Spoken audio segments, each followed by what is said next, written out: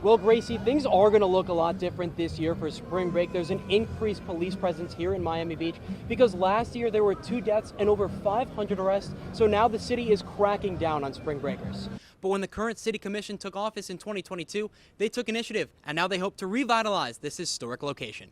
Here at FanFest, Marlins fans have a chance to meet their favorite athletes, hang out with Marlins manager Skip Schumacher, and of course get a chance to win season tickets at the always popular Swing for Your Seats. And here on campus, student support for Israel continues. UM's Jewish organizations have hosted various gatherings so far and are hosting another rally tonight at The Rock. Well, thank you very much, Quinn. UM is home to some 200 student athletes, and one employee at the Athletic Center knows them all. Daniel Toll explains. It has now officially been more than 1 month since Hamas launched an attack on Israel, killing more than 1,400 Israelis and taking hundreds hostage. Israel declared war, and as a result, some 11,000 people in Gaza have been killed.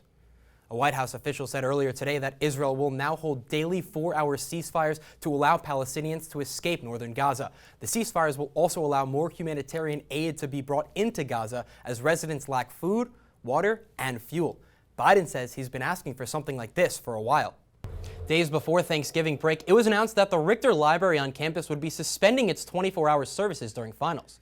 This announcement upset many students, prompting a former employee to start a petition that got more than 800 signatures.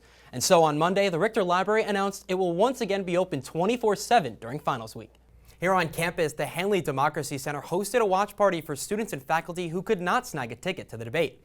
The Democracy Center provided water and pizza for attendees, as well as a few activities, including a bingo board to cross off every time one of the candidates mentioned certain topics. Almost every weekend in Miami-Dade County, you can find a 5K for charity. And at many of these races, you will see one constant face.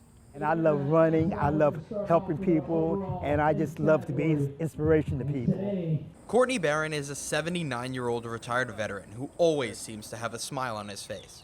But it took time for Courtney to become the man he truly wanted to be. I went through a dark time in my life, and I always was a person that loved to inspire people, but I allowed depression to take over, and that's why I have a heart for people who are struggling with depression. But even through his dark moments, Barron was inspired to persevere.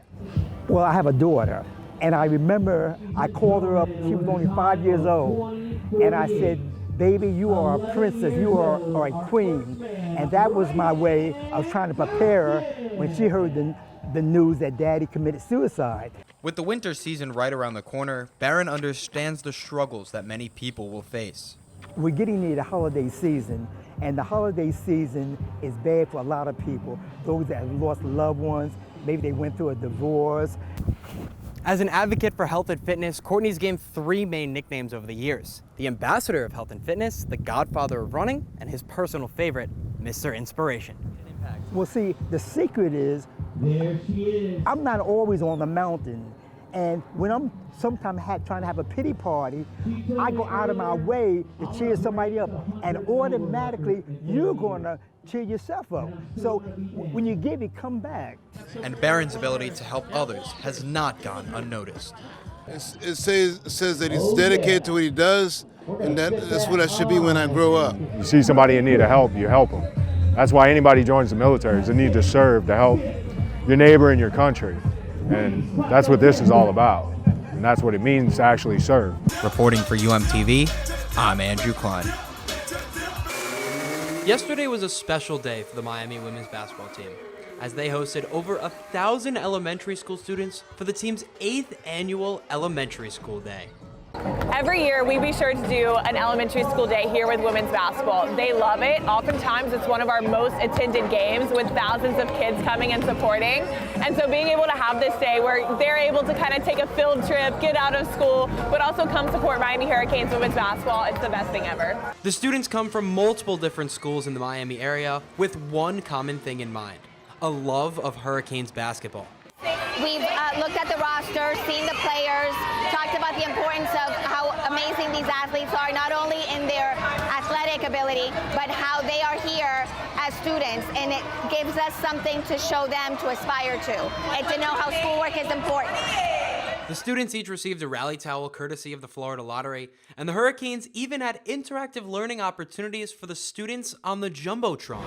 Now, that part I actually love just for the simple fact they were able to do math, hence I'm the math coach, but it's beautiful to see them walk the halls and they were able to point out certain things on the wall, so that was something different because we don't see that walking around the building at our school, but to have them outside at a UM game, that enough is beautiful. The students came to the game as fans, but their teachers made sure this was a learning experience as well. We love the fact that we're able to cheer on our hometown team for the University of Miami. It also gives us the opportunity to show what good sportsmanship is. This is something that they may not have experienced before, so to actually bring them out during school, so this is something that they're able to see and experience. And to top it all off, the Hurricanes were able to pick up the win over Stetson and send everyone home happy. Reporting for UMTV, I'm Andrew Klein. Over the past 5 years, suicide rates among U.S. youth have been on the rise. One organization in South Florida is doing its part to help lower that number after a tragedy of its own. I went to one event they recently held to see how they do that. Was such an amazing person, and through this foundation, events like this, 17-year-old Sienna Alvarez Coyle lost one of her best friends a year ago. Her friend's name was Kennedy Bailey. Kennedy was only 16 when she took her own life.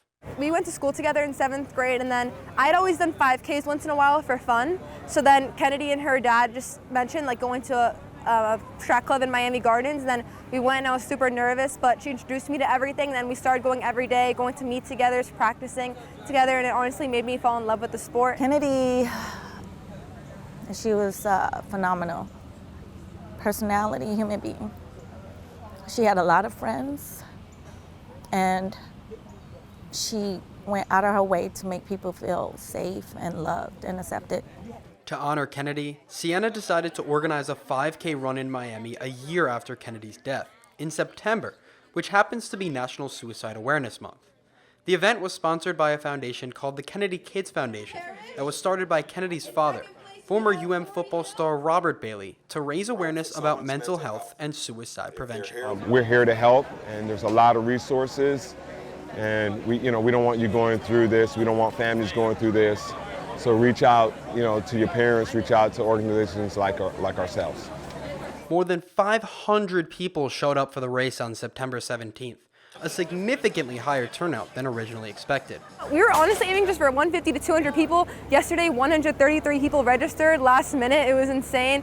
So I'm so happy with the turnout. I can't believe that this many people came, but it shows just how many people care for this cause and care for Kennedy. It means the world to me that people are willing to talk about it and address the mental health situation among our teens today. According to the National Alliance on Mental Health, suicide is the second leading cause of death among young people aged 15 to 24 right here in the United States, where some 5,000 young people take their own lives each year. And the Baileys are trying to urge parents to prevent that from happening. Be hyper aware and don't take it for granted that it's just a phase or they're just having an emotional moment. Take it seriously. Talk to your kids, ask questions, get them help, get therapists, take them to therapy, stay on top of them daily, every day when you recognize there's something going on. And for Sienna, it is also about keeping the memory of her friend Kennedy alive. It means so much to me because it feels like I still have a connection to Kennedy, and I feel like I'm still helping her even though she's not here with me. I feel like I can still feel her through all these events and seeing the happiness that it puts on people's face, and now that I know I'm making a difference and this is what she would have wanted, it makes me feel great.